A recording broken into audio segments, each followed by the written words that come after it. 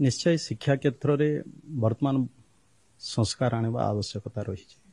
पिला जमती गुणात्मक शिक्षा पाई पारिबे एथिपाई वर्तमान भी आमे देखीचे जे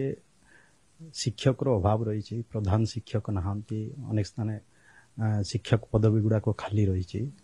से गुड़ाक केमती पूरण हम ता सहित भी शिक्षक मानकर जो समस्या रही बहुत दिन धरिकी जो समस्या गुड़ाक रही अनेक समय शिक्षक माने राजरास्त आंदोलन करुछंती सी समस्या गुड़ाकर भी समाधान करिवार आवश्यकता रही से आम अनेक समय शिक्षक भाई मान को भी आम अपील करुछु जे आपण माने सहयोग करंतु एबे नुआ सरकार आसीची आमे प्रयास करुछु जे तांकर समस्या रो समाधान काहे के ही पारु नाही कोठी त्रुटि रही छे कोन कले जाई कि ना हबो आम सरकार निश्चय एथि प्रति भी सचेतन अछि आमे अनेक मंत्री स्तर रे भी आमे समस्त आलोचना करुछु काली भी आमे हमरो आम डिपार्टमेंट रो स्कूल एंड मास एजुकेशन रो काली भी मो रिव्यू ने उथिली तो ये शिक्षक मान जो समस्या बहुत दिन धरिकिना जाकु जदि आमे से समस्या रे भी समाधान जदि करि परिबा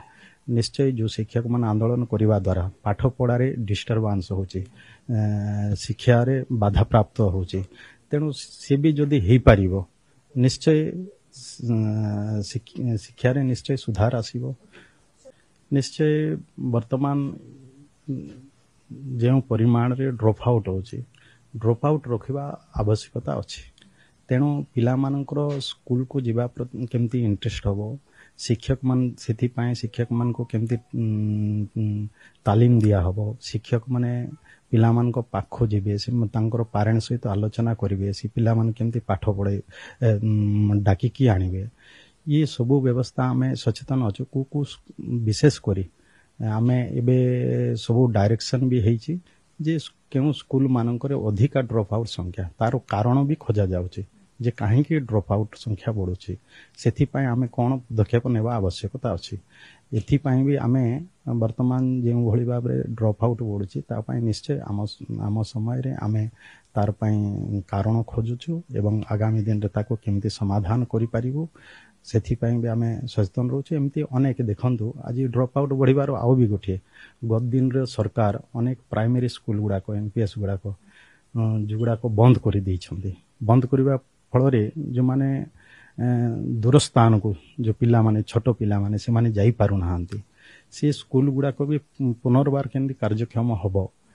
जो गुड़ाक इलिजिबल अछि आमे काली भी मीटिंग रे आलोचना करिचे जे स्कूल गुड़ाक इलिजिबल हबो जोठी के पिला अछंती से पिला मान दूर स्थान को जाई पारु नाहांती से भली स्कूल जो बंद हो जाइए ताको पुनर्बार केमती खोलिबा व्यवस्था हबो सेथि पाए भी आमे आलोचना करूछे आगामी दिन रे से स्कूल भी खोलिबा व्यवस्था करिबा जहा फल कि ड्रॉप आउट संख्या जो बढ़ुथिला सेटा भी निश्चय सेथिरे भी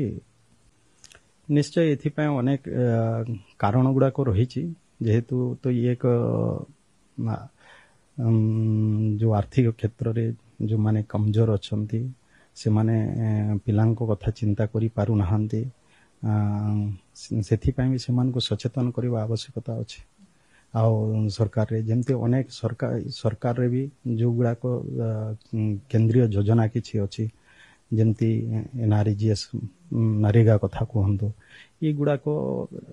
ठीक भाबरे जेमती कार्यकारी हेबा कथा लोक काम पाइबा कथा जदि जेते बेले लोक पाइबे तांकर आर्थिक सचल होबो निश्चय सेमानकर पिला मानको पाठ पढाइबा पई सेमान भी प्रयास करिवे आ वर्तमान भी आम सरकार एबे आमे देखुचे मिड डे मील्स रे जो दिया होछि ताइरे केबेरु तांको पई जहा व्यवस्था हेछि सेतिकी रही जाइछे ताको आउ किछि बढ़ेबा व्यवस्था भी आमे आलोचना करिछे गतकाली मीटिंग रे जदि ताको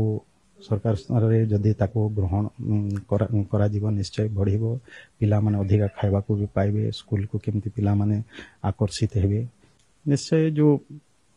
5T ना रे सरकारी योजना ठीक भाबरे कार्यकारी हेबा कथा किंतु देखा देछि गत दिन रे जो 5T जो स्कीम थिला गत सरकार रो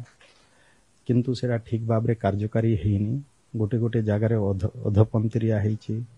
कौन से जगह केवल मात्र रंग दिया है कि ना टंका हड़प करा दिया जाइछि एमती अनेक कथा रही आम निश्चय जो जो जगार भी जदि 5T काम जदि ठीक भाव रे हेनी आमे ये कथा जदि हमको आसे ଆମେ ସେଇ ଉପରେ ତଦନ୍ତ କରାଇବୁ ଆଉ ଯଦି ପଡ଼େ ଆମେ ତାର କାର୍ଯ୍ୟାନୁଷ୍ଠାନ ବି ନେବୁ। ନିଶ୍ଚୟ ଏବେ ଅନେକ ବେକାରୀ ଯୁବକ ଯୁବତୀ ଅଛନ୍ତି ଆମେ ଦେଖିଛେ ଯେଉଁମାନେ ଅନେକ ଟ୍ରେନିଂ ନେଇଛନ୍ତି OTET BA ଏସବୁ କରିକି ଅନେକ ତାଲିମ ପ୍ରାପ୍ତ ବେକାରୀ ଯୁବକମାନେ ବି ରହିଛନ୍ତି। ଆମେ ତା ପାଇଁ ବି ଚିନ୍ତା କରୁଛୁ ଏବେ ପାଖାପାଖି ଆମେ 15,000 ଶିକ୍ଷକ ପଦବୀ ଆଗାମୀ ଦିନରେ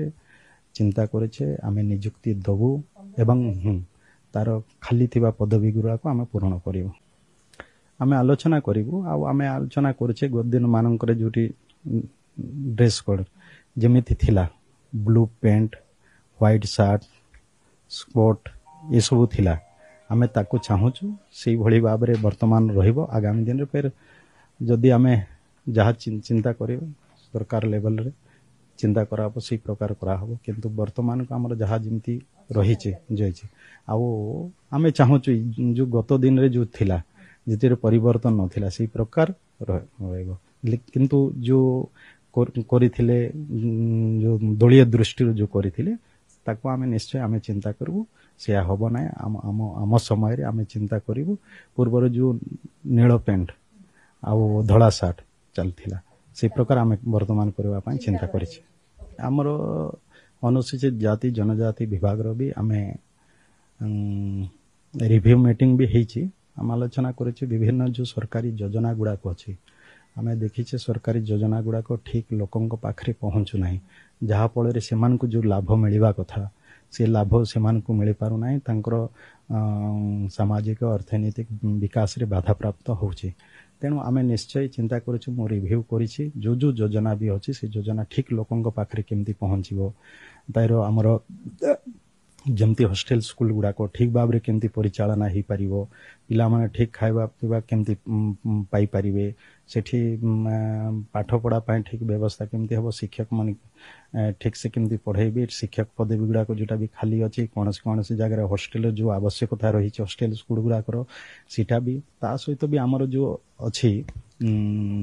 ସଂଖ୍ୟାଲଘୁ ପଛୁଆ ବର୍ଗ